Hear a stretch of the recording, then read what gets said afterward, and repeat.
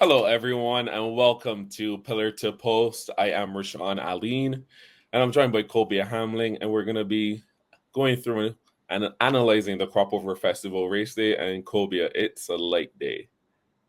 And you know what, Rashaun? As much as it's a late day, any day at the racetrack is a great day. No, 100%. I couldn't have said it better myself. So, race number one is the Junior Kaduma a lot of weights race, and it's for West Indian bred 3-year-old maidens, and we're sprinting now. And the favoritism, I think, is going to completely be on the shoulders of Tiptoe. And it's probably going to be the selections of many, and it's a selection of both of us. I think Tiptoe's just the one that when you see this field, he's the one you want. Most definitely one of the more experienced horses in this race. And you know how I feel about routing and then coming back to a sprint. Last race day, he put about 4 or 5 lengths on the field, and he's now cutting back to 5.5 furlongs sprinting distance, where I think he's best. And I think there's no question here where, based on at least his first start, he should be dismissing the rest of these. Yeah, I mean, it's not going to be a surprise when I keep saying I agree with you because we have the same horse. His first start was, indicative that he has some talent, also some speed, as you see, like he was a part of the pace and he ultimately took it over. And then you mentioned again, like route to sprint, and now he has that foundation on top of that experience. So I think with the talent that he's shown, the speed that he's shown, the foundation that he has, and the experience, I think all things point in the direction of Tiptoe. And then on top of that, he's also going to get a claim of 3 pounds with Aaron Daniel getting the board. I think Aaron has ridden him for his all 3 starts of his career, and he's back on him for a fourth. So I think the jockey has to see some kind of promise in him. And if he's seeing the same promise I'm seeing, no question to me, he's my winner of race number one. He should be handed the certificate. Yeah, 100%. I think his biggest rival is going to be Faster Cash, who in that maiden race, he beat pretty soundly. They all lost, but from the inside, I think she's going to try to take it to Tiptoe. I think Tiptoe is ultimately just faster than her, and that's going to prove a little hard for her to try to run him down. Ricky Walker gets aboard, so Kobia. Once Ricky Walker gets aboard, you have to pay attention. It has to say something when Mr. Ricky Walker gets aboard. And I do agree that Faster Cash is going to press Tiptoe early, but I don't think she's going to be able to get on par with Tiptoe. I think Tiptoe's going to lead from pillar to post, and I think Faster Cash is just going to be following him right away around. No, as you see, again, I agree. We have the exacta pretty straight, but where we differ is for our third. And I think for me, why I ended up on number 7, Papa's Dream, who is by Eagles Peak out of Don't Doubt Doris. There's just a few numbers that stood out to me, and Victor Cheeseman is quietly having a pretty impressive first half to the year. He's striking at 25%, and he's sending out Papa's Dream here, who's drawn on the outside, but the striker claim 7 pounds off. That is pretty attractive to me as well. So if he can go to post at 117, where he should have taken 124, and his trainer, who's flying under the radar for a champion trainer, but striking at such a rate, I think that Papa's Dream, of the first-time starters that you tend to not know much about, is the one on paper that I want. Okay. Well, where you choose Papa's Dream as your third choice, a first-time starter, I'm going to go with the other first-time starter, Burning Love. This is a daughter of Kit Fistel out of the Mere Mischief Maker. If you remember, Mischief Maker was very good at sprinting, a daughter of Rockamador. And I think if she's able to emulate anything her mother did, there's no question that she should at least be able to run third. Yeah, right, exactly, because that's what you're hoping for here, just to chunk up for third. And she was a pretty precocious horse, her dam. So maybe the precocity is there. Kit Fistel is a pretty top tier sire in the country. So you're just kind of throwing a dart at the wall and hoping to hit a bullseye with your trifecta round out. But Papa's Dream. But I think this is 100% through Tiptoe. You agree? 100%, I do agree. We kind of throwing a ball in the dark right now with our third choices, but let's see what happens. Yeah. So race number 2, it's the 4-day morning jam handicap, and it's going 1570 now for our 25 and lowers. And this is the company that just behooves me every time I see it. It's like, who do I want here? do I ever get it right when I make a tip here?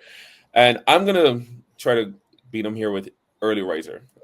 As I mentioned earlier, like Ricky Walkett getting the board definitely garners attention. And if you notice in his form, he's been sprinting a little his last 3 starts, and 4 starts back at a mile, which is where he's running now. It's probably the best race he's run since he's come off the bench, where he lost to I Am Sid, and he was the pace on that day. I think early riser with Ricky Walker, 122 pounds, is pretty primed in this spot because his sprint races haven't been that bad, but it's not as good as the mile race 4 back. And I think I'm going to attribute, good form and the good performance to the mile, and hope that getting back to the mile here, he's going to be the one to beat. I can see exactly what you're saying. I can see where early riser and maybe prominent will be the lone speed in the race. I think early riser is a bit faster, but I have to go against you with my winner. Early riser is my second choice, where I think 17 million US is going to replicate her last performance, where she was able to switch out from the 3 furlong pole and take over the lead. I think she's going to do this again against early riser. The 7-pound claim is very attractive. She's going to go to post at about 120 pounds, whereas early riser is going to give her 2 pounds. If we date back about 2 race days ago, she went against similar field to this, and she dismissed them a little too easily for me to get rid of her today. I agree with that. I think she dismissed him a lot easier last time, but my thing with her and prominent coming out of this race, as opposed to going with early riser, she had 114 pounds. And when you have a horse who back in her day was a Triple Crown candidate, she got a pretty well handicapped. She's claiming again, but I think now that she's a little more up in scale, I'm going to bring her down a little bit. And since she's within the same weight of early riser, I think early riser just has some races that are a little better than her. They're competitive, but I think just a little better than she is.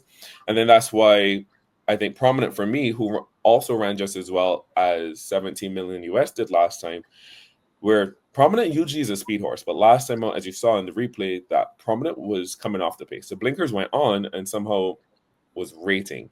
So now the blinkers are off again. Maybe he goes on the pace. Cut her loose. Right, exactly. Makes it a little uncomfortable for early riser, but I think those two ran pretty well last time out. But I'm going to take a completely different face with early riser. All right. I do want to go against you, but you do make it incredibly hard. I do see where all your points stand.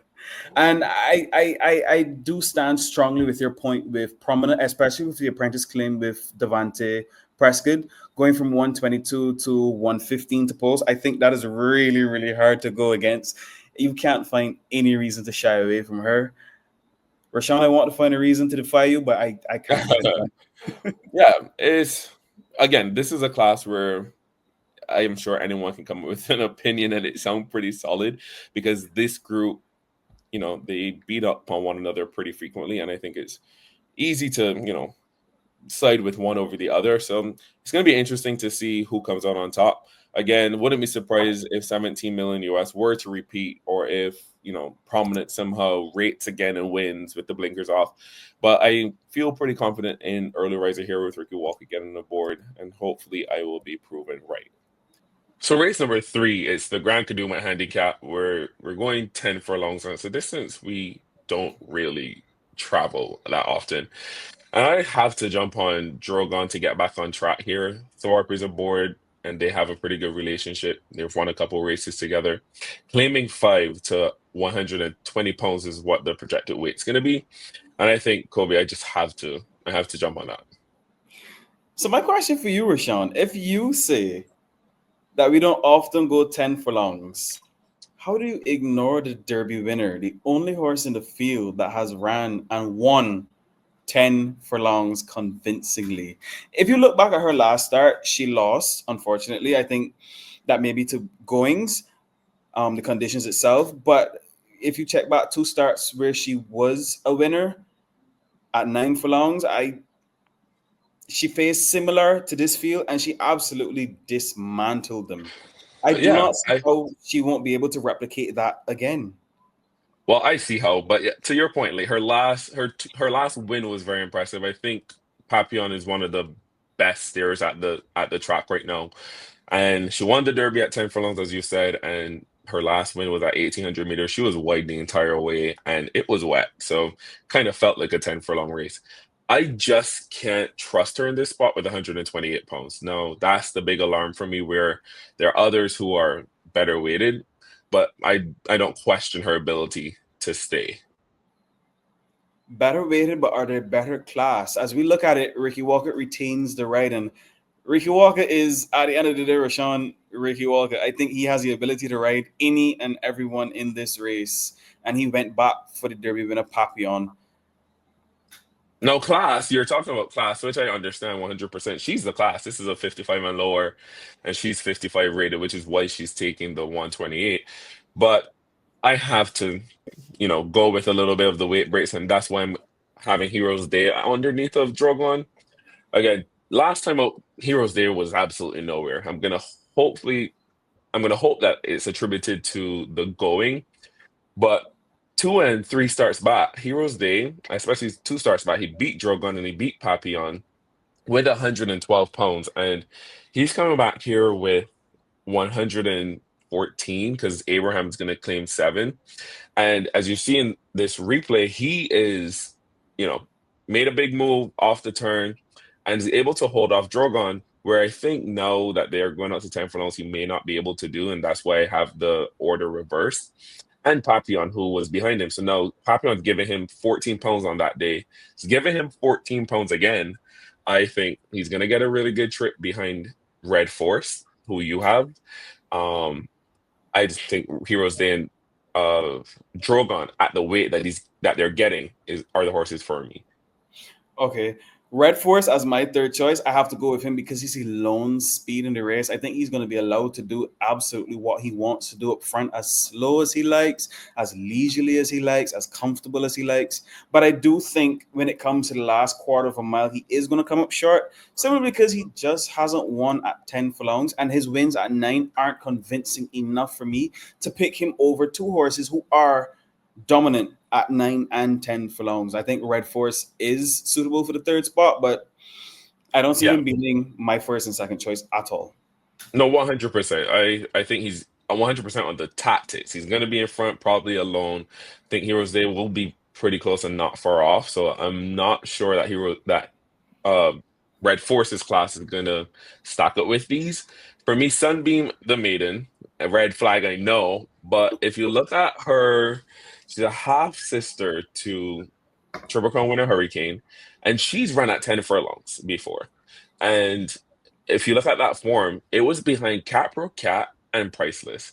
And she just is a horse that no one can get a read on. She runs so well with open company in the 60s and then runs with maidens and can't break a maiden there. So it's like, what do you want with this? But I think, as you talked about horses that have shown an affinity for 10 furlongs, Sunbeam is the type of horse that runs pretty well at that. No, I don't have her to break a maiden here, but I think again at the weight and with the company she's kept at this trip, Sunbeam is a horse that I want here. So I'm gonna completely fade Papillon Kobia, but hopefully I'm right because this I think can pay on a pretty light day. Well, as long as you enter the starting gates, you have a shot. You never know what can happen. But we move on to race number 4, the Pick of the Crop Handicap. This is a race open to non-winners of 2. But instead of going 10 furlongs, we cut back to 7.8 or 1,570 meters. Here, I go with the lone filly. I go with the lone winner of the field, 3-year-old, I should say, Simmer Down. Now, Simmer Down won her last start, and Simmer Down wasn't necessarily super impressive, but I do see where she can route the field. I do see where she can go longer. The daughter of Eagles Peak into Soca Diva. She's very keen at the beginning. You hardly have to ask her questions. She's very interested in what she does. She does retain the blinkers and Ricky Walker at 119 pounds. And I think, as I said before, if Ricky retains the ride, if Ricky wants back the ride, you have to keep that in mind. You cannot ignore that horse. She was very, very impressive on her second start out.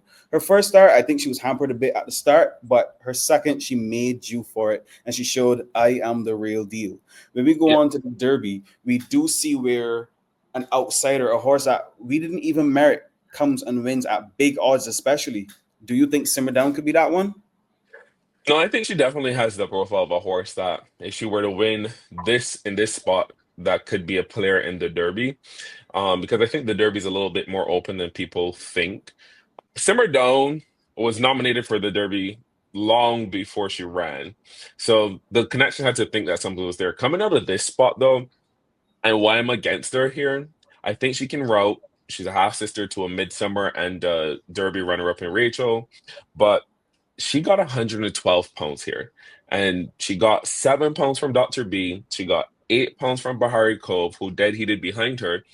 And I think stepping up to the mile is within her scope, but she's gonna have to deal with Jackson, who's returning, DeCourcy, who showed speed before, and Emperor showed speed as well. So I think if she were to go to the lead, know that she's stretching out for the first time, can she, deal with the pace pressure and still win, or can she rate behind the aforementioned speed and hold off the others who I think will have a better shot closing? Now, if the answer is yes to either of those questions or either of those scenarios, then 100% a huge play in the Derby, and then Ricky Walker has some decisions to make. But I think doing things for the first time and being so unexposed, I'm going to take a horse that I think I know a bit more of, and that's number 4, Luscious, who is still a maiden in this non-winners conditions and ran a pretty big race last time out. But I know for a fact that in these conditions she runs pretty well, and her form is starting to trend upwards. She has a wonky ninth on some weird conditions to start spot, but apart from that, she is trending in the right direction. She's hit the board in her last 3 starts, and this is the one I want. Bahari Cove out of that last race with Simmer Down as well, because he came from behind Simmer Down and ran with open company and ran behind McCall, who's one of the best 60 rated horses in the country, with 107 pounds, but comes back here and is well weighted. So Simmer Down wouldn't surprise me, but I am gonna have to, wait and see. And I'm gonna take Luscious and Bahari Cove over her. You spoke about running with open company, and I just watched Emperor run with the 55s and ran a gallant third, a very, very competitive third. And in my opinion, this is a cutback in class. I don't think Emperor should be falling any further than 4th. No, yeah, you're right with that. He's the class horse of the field. Again, rated 55 and below in the condition that he's 52. He's one of the top horses in the field.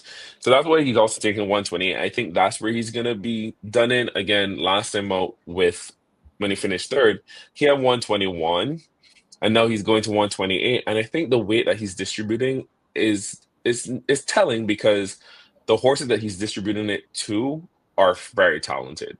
Again, like the same Simmer Down, Bahari Cove, even Dr. B, who I have 4th, that I don't think necessarily is great at a mile. It's gonna be hard for me to envision Emperor distributing that weight, dealing with some pace, and then still winning or even hitting the board. Signing up for BTC Bets is very easy. Go to barbadosturfclub.org. Scroll down to start betting. Click sign up for a free account and fill out the form.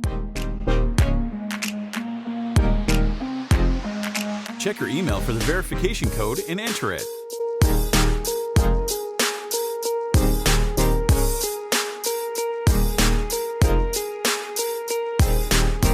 Create a personal password and PIN, and you're all set to start betting.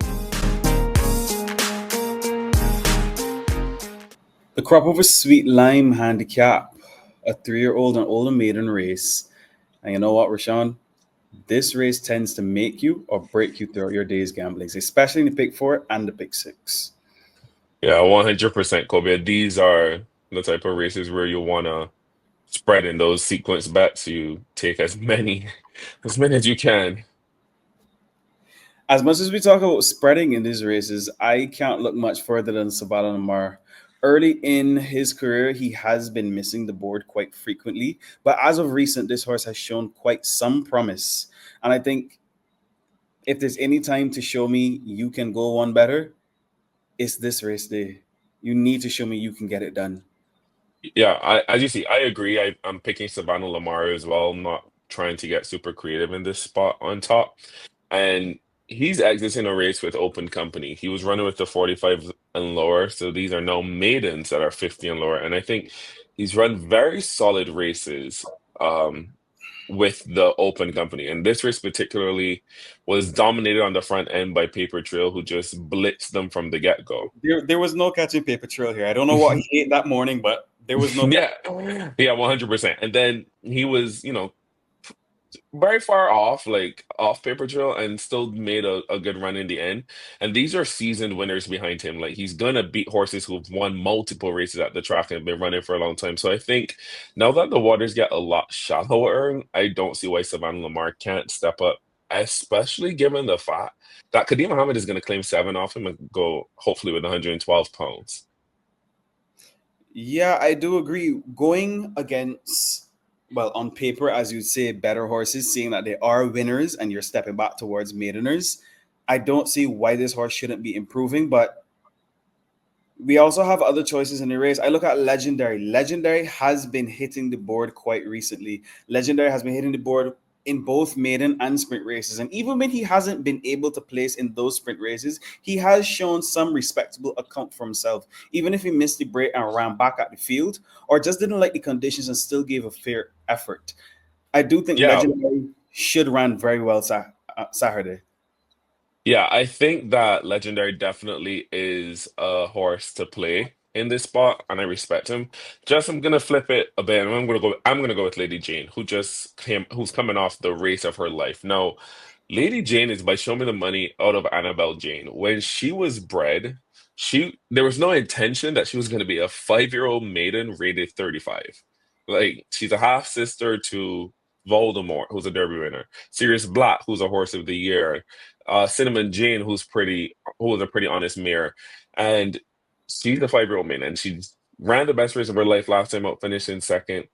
Again, I think she should be taking a step forward. I like what Savannah Lamar is doing, but again, 110 pounds. This filly has the pedigree to be good. Now, is she going to start figuring out how to be good? That's the question for me in this spot. Maybe she just figured out she's a racehorse and this is what I'm supposed to do. Sometimes it takes them a bit of time to understand, and it's perfectly okay. Right. Exactly. She's not her sibling. Every horse is an individual. But what is just jumping off the page at me is your fourth choice. That one you're going to have to explain to me a little bit. My fourth choice in horse number 8, MoneyGram. Now, in these races, I have a saying, if you don't know who to pick Ricky Walker. Whatever he's writing, Right. Good as gold. Now, MoneyGram is maybe your speed in the race. MoneyGram definitely is fast. Is he the fastest? I think we're only going to find that out during the race. But something stands out to me when Ricky Walker chooses a horse of this caliber, a horse that has no form going into the race, has no history of doing anything major. Why do you choose this of all? Do you think you can route the field? Do you think you can hang these from start to finish? I have to choose what Ricky Walker goes with. And at 112 pounds, if you let that one go, it's as good as a pop kite. You're not catching it back. No, agreed. Those are definitely valid points. Where 112 pounds and Ricky Walker, and the horse is very fast. Again, just no form whatsoever to go on, and maybe they figure out a problem, and you'll be paid for that. I think for me, just throwing Rush in there underneath. She's coming out of the same race as Savannah Lamar, not getting beat hopelessly. So I'm hoping again with Savannah Lamar, when the waters are now a little bit easier to swim through, that she can float. But race number 6. It's the ceremonial delivery of the Last King's Handicap, and it's a full field going 1,100 meters, and you are going for a long shot. I have to go for a long shot. If you want to win the pick 4, the pick 6, you have to have something that everyone else doesn't. And that's where I go with horse number 1, Thunder Lady. Now, Thunder Lady has been missing for the track for quite some time. I think she had some form of injury. But if I look back through her races, especially back to January 2024, where she absolutely routed this field from start to finish, she broke on top, she stayed in front, and she absolutely massacred this field. This field does have some depth. We do see where Life is Great went to the 60s class, where Edelweiss went up in class, where Princess Julia is competitive, and Red Force as well. Thunder Lady, if she can show me at least 70% of this effort, I don't think she's going to be caught. She's easily the fastest in the field. She's easily the classiest filly, but she does miss the form. This is her second form. This is her second start back from injury. And the question is, does she have it in her to give me what's necessary for this race? And what's necessary, I think, is only about 70 to 80%.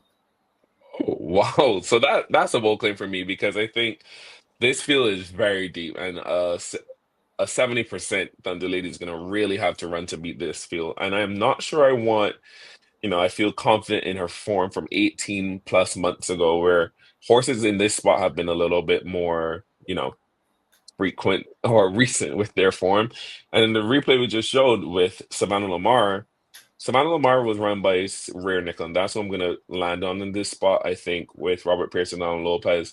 She's also starting to trend the right direction, and this is just a mare who's as honest as they come. In her last 4 starts, she's won once and been on the board in 2 other starts. I think she gets a really good trip from Thunder Lady, especially, who's definitely going to inject pace into this race. And then you have Fool Me Not, who's going to be coming across, and they're claiming on Fool Me Not. So the base allotted weights will be 103 pounds. So if those two can get into it a little bit, I think this sets up really nicely for Rare Nickel, who finished really well in that last start behind Paper Trail. Even though the speed got away that day, I don't think this speed is going to be as secure because it's so contentious. So I'm going to end up on Rare Nickel, and then Dream Late right to the outside. Same kind of trip. I just think Rare Nickel on this occasion, getting first run, will be the one you want. Maybe and then taking the 6 pounds away, that is a major factor. Yeah. So yeah, maybe the 6 pounds helps with the difference. We'll see. And then you are trying to get Ollivander in there as a sneak. The draw for me is just a big turnoff. I can understand where the draw is a turnoff, because when we are sprinting, especially what we call quote unquote out in the sand, is a big task to come across, especially when you have a horse that needs the lead, especially when we have a horse that needs to be up on the pace at least. Getting across from the 11 box, as we call it, is quite difficult. But I don't think the pace is genuine enough to stop Ollivander. I think Ollivander does have enough genuine speed. When I look through the fields, Caribbean Kitten, Amaretta, Princess Julius, Social Distance, I don't think any of them are faster than Ollivander. So I think he does have the chance to get across. Even when I look at the 2 closers, Rare Nickel and Dream Lake, I don't see them stopping him from getting across. Maybe Fool Me Not, but look at Fool Me Not. He's just as wide. That doesn't make a difference, does it? Yeah, I think this is going to be hard for Fool Me Not to... Sorry, for Ollivander, rather, to get across. But as you said, there's not a lot of pace drawn to the inside. The one to very next to him is going to be going forward. So that's going to probably tow him into the race. But I think because of that presence of the other speed, it's going to be hard. So yeah, I'm just going to... You're going to really have to make the move the Thunderly, but best of luck to you with that one. I'm going to write it with Rare Nickel and hope to be lucky with her. Let's see what happens. So race 7, the feature, it's the Crop Over Festival handicap, and it's for the 115s and lowers going a mile. And this is one that's really interesting. You have Sir David Seal with 2, Brilliant News, who's the top horse in the class at 115. He's debuting Irish bred filly first time in Barbados. She's run before. She has 2 wins in Miss Anya. And then there's the Goddess Nike, Kobia. The Goddess Nike, who's Miss Consistent across this class. The Goddess Nike, who's Miss, this is my class, I'm going to bully you. The question is, with Miss Anya, how good is she?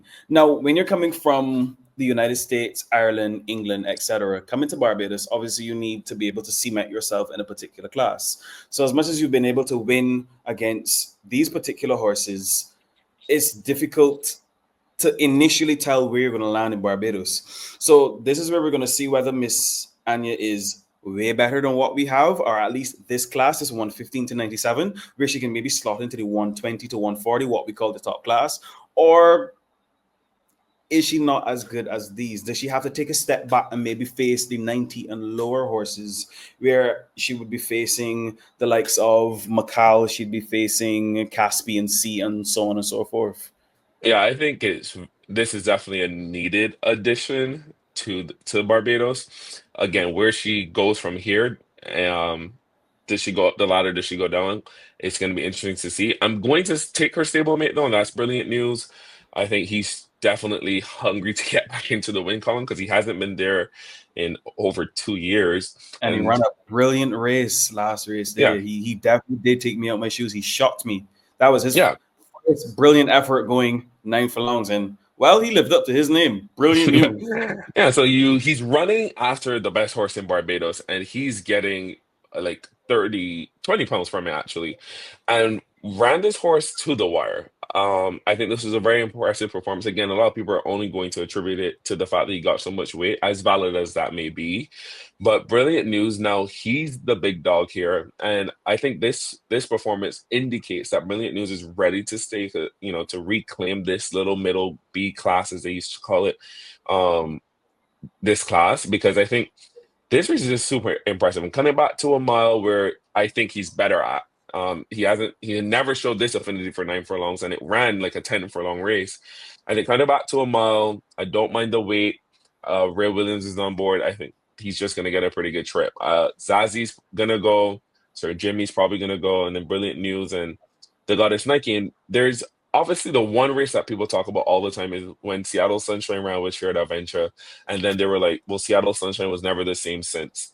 I'm gonna hope that there's a little chink in the armor for the Goddess Nike after she went out of her element and chased after, or was chased by Smoking Tea.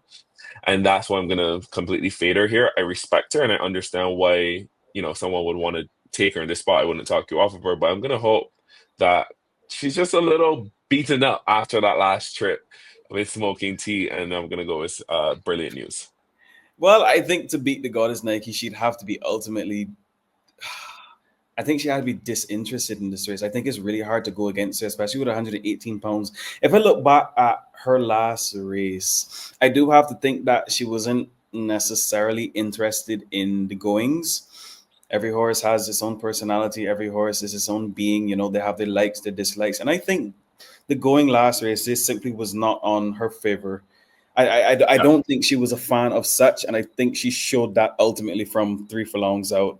I think she gave her heart for the first 6, and afterwards she said, I can't do it anymore. Saturday, I do hope goes better than last race. Yeah, I do hope we have firm conditions and she can show a true account for herself. But I think the real question is Miss Anya. I do think we need to see where she stands. Zazie definitely is setting pace for me Saturday. Zazie, there's no question about it. She has to set pace. Sir Jimmy has...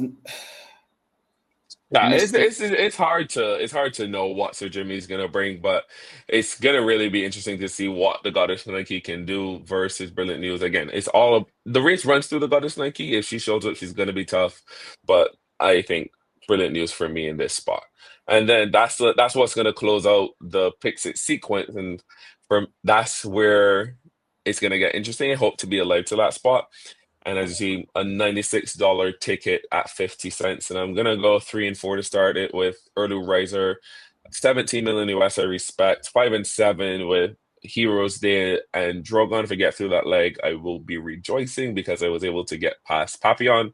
Then 4, 9, and 12 with Luscious, Bahari Cove, and Simmer Down. I think those are all you need in that spot. 1 and 7, Savannah Lamar. I was tempted to single, but I think singling a horse who's never won is a little dangerous. Then Lady Jane on top with him. Then 2, 7, 8, and 11. Criterion. I'm going to try again 7 with Princess Julia. Ray Nickel and Dream late to close. And then I respect the Goddess Nike, so I'm going to use her defensively. I'm not going to, get 5 legs and then one of the best horses in the race is the reason I lose, because I have a hard-headed opinion that she's somehow battered because Smoking Tea ran her down. So I'm going to go 4 and 5 in the last leg for a $96 ticket at 50 cents. Well, Rashaun, I just about half your ticket, but I do share the same sentiments in race 2 with 3 and 4. This is 7 million US and Early Riser. These are the 2 consistent horses at 9 furlongs. I do think Prominent stands a dangerous chance, but that's definitely on my third line. Race 3, I go with 6 and 7, Papillon and Drogon. Again, consistent horses at this distance, the Derby winner and the horse who's been coming up in class. Drogon, we watched come up from 25 and lower. He's now at 52, and he's still very competitive. I go a bit deeper in race 4. I go with 3 horses, 7, 11, and 12, which would be Emperor, Sant Antonio, and Simmer Down. Earlier, I would have discussed with Simmer Down. I don't think she's going to have an issue routing this field. I don't think she's going to have an issue going pillar to post. Emperor ran with open company last time and ran a very, very competitive third. I cannot leave that out. Over to race 5, where I have Savannah Lamar, who you spoke about singling. I like Savannah Lamar, but I don't have the confidence to single him. I have to add Lady Jane, half sister to Sirius Black, Voldemort, and Legendary. Legendary, I think, is knocking at the door. Legendary just needs a fair shot. Every chance he gets, something happens, and I think the connections have to be just as frustrated as me. In these pick 6 races, I need to go with an outsider, and I think the outsider no one's going to look for is Thunder Lady. Thunder Lady is easily the fastest horse in race 6. Absolutely no question about her speed. But as much as I do say she is the fastest, I need to go with horses who I've seen beat this field before, where I go with Roy Nickel and Dream Lake. Thunder Lady, fingers crossed. I expect her to be no less than 10, maybe even 15 to 1. And the very last leg of the pick 6, I'm going to single the Goddess Nike. I don't think she's losing. I have that much confidence in her that I can single her. And singling a last leg is not very popular, but I'm going to keep my fingers crossed and let's see what happens. Yeah, I think that's a cardinal sin where you want to be alive to a lot more horses when you get five of them. And you know what? We'll see if we can even get down there, but it's going to be a very interesting race day. And again, thank you for tuning in to Pillar to Post, and may all your tickets be winning ones. Good luck and goodbye.